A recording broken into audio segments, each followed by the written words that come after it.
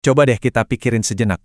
Mulai dari aturan lalu lintas, bayar pajak, sampai kebijakan publik, hidup kita ini kan selalu bersinggungan dengan pemerintah. Tapi pernah nggak sih kita berhenti dan bertanya, sebenarnya kenapa kita butuh pemerintah? Dari mana mereka dapat wewenang?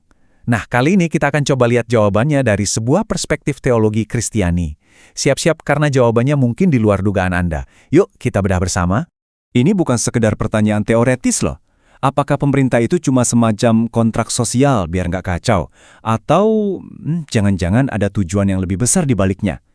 Jawaban kita atas pertanyaan ini penting banget, karena ini akan membentuk cara kita melihat peran kita sendiri.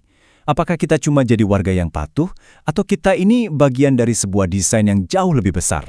Nah, disinilah jantung dari argumennya. Menurut pandangan ini, pemerintah itu bukan cuma hasil kesepakatan manusia, tapi sebuah lembaga yang ditetapkan langsung oleh Tuhan. Coba bayangkan betapa radikalnya ide ini. Artinya, setiap struktur kekuasaan yang kita kenal pada dasarnya punya mandat dari Yang Maha Kuasa. Tunggu dulu. Kalau pemerintah itu dari Tuhan, kenapa kelihatannya dunia ini masih butuh diatur banget ya? Agak paradoks kan? Ternyata jawabannya itu ada di dalam diri kita sendiri. Tepatnya dalam pertarungan abadi antara dua sisi sifat dasar manusia. Gini deh, bayangkan di dalam diri setiap orang ada dua kekuatan yang saling tarik. Di satu sisi, kita ini diciptakan dengan potensi yang luar biasa untuk kebaikan, keadilan, dan kreativitas. Tapi, di sisi lain ada juga sisi gelap kita, kecenderungan untuk jadi egois, serakah, dan menyalahgunakan kekuasaan. Nah, dari ketegangan inilah muncul kebutuhan akan sebuah pagar pembatas, sebuah sistem untuk menjaga semuanya tetap seimbang.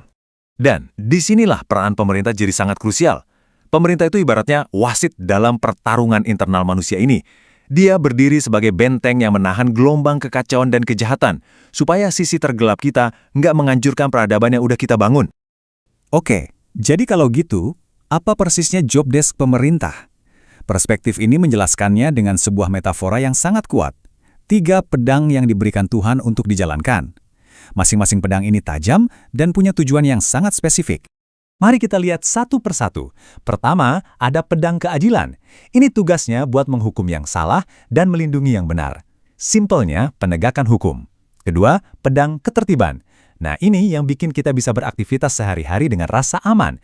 Dan yang ketiga, pedang pertahanan, yang tugasnya melindungi negara dari ancaman luar. 3 pilar inilah yang menopang sebuah masyarakat yang adil dan aman. Tentu saja, ini bukan cuma jalan satu arah. Kalau pemerintah punya tugas dari Tuhan, lalu apa artinya buat kita? Apa tanggung jawab kita sebagai warga negara di hadapan kekuasaan itu? Di sini ada 4 tanggung jawab utama kita. Jelas, kita diminta untuk menaati hukum, mendoakan para pemimpin, dan jadi pengaruh yang baik di masyarakat. Tapi, lihat poin terakhir. Ini adalah katup pengaman dari semuanya. Sebuah aturan main tertinggi, loyalitas utama kita bukan kepada negara, tapi kepada Tuhan. Poin inilah yang menciptakan batasan kritis bagi kekuasaan pemerintah. Nah, prinsip loyalitas tertinggi tadi langsung membawa kita ke pertanyaan selanjutnya yang nggak bisa dihindari. Kalau begitu, di mana batas kekuasaan negara? Kalau otoritasnya nggak absolut, lalu siapa yang berhak menarik garis batasnya? Jawabannya ada di konsep 3 wilayah kekuasaan yang berbeda. Ada gereja yang wewenangnya di ranah spiritual, ada keluarga yang jadi fondasi pendidikan moral, dan ada negara yang tugasnya menegakkan keadilan sipil. Ketiga pilar ini didesain untuk berjalan di jalurnya masing-masing secara harmonis.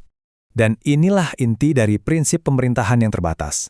Negara tidak boleh jadi gereja, dan gereja tidak boleh jadi negara. Masing-masing punya lapangan bermainnya sendiri dan harus saling menghormati. Karena ketika salah satu pilar ini mulai mengambil alih wewenang pilar yang lain, disitulah bibit-bibit tirani bisa dimulai.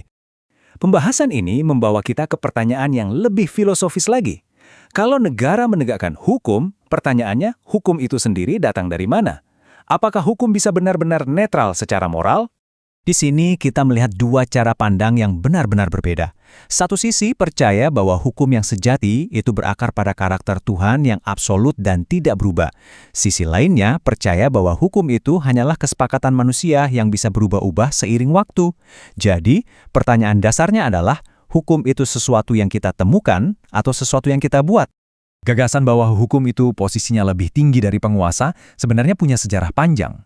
Seorang pemikir bernama Samuel Rutherford merumuskannya dengan sangat kuat, Lex Rex, artinya hukumlah sang raja.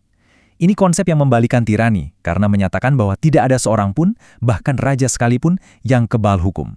Semua harus tunduk pada hukum moral absolut dari Tuhan. Oke, setelah kita menjelajahi semua ini, apa gambaran besar yang bisa kita simpulkan?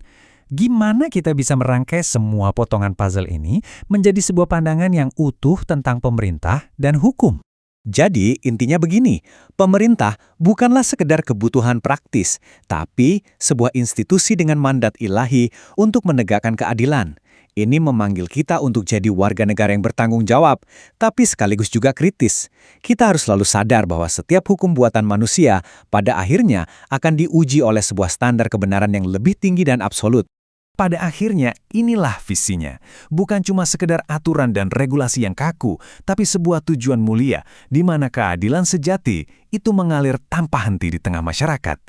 Sebuah pemikiran yang sangat kuat, yang menantang kita semua untuk merenungkan kembali, apa sih tujuan akhir dari setiap hukum dan pemerintahan yang ada?